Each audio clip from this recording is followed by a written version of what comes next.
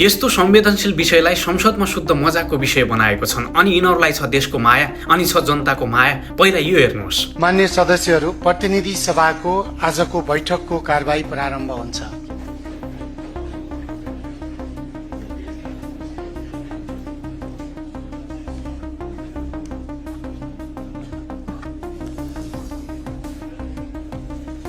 संसदमा सभामुखले कार्यक्रम सुरु गर्दै गर्दा जुरुक्कै उठेर सबै मुस्कुराइरहेको छन्। सत्ता पक्षको रविलामी छानेको क्यामेरामा चाहिँ देखाइएको छ। रविलामी छानेर दुई चारवटा अरू संसदहरू चाहिँ अलिकति अनुहार हेर्दै पनि अलिकति सिरियस लिए जस्तो देखिन्छ। बाँकी सबै मजाले खित्का छोडेर हाँसिरहेको छन्, मुस्कुराइरहेको छन्।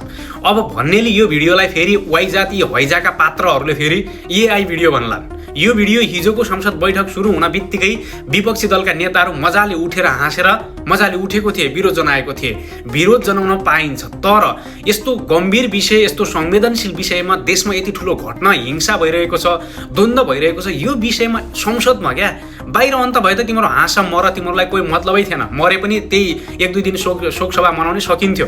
तर संसदमा चाहिँ यस्तो गम्भीर देश यस्तो अवस्थामा हिंसात्मक विषय चम्केको बेला चाहिँ संसदमा खुसियाली छ यिनीहरूलाई।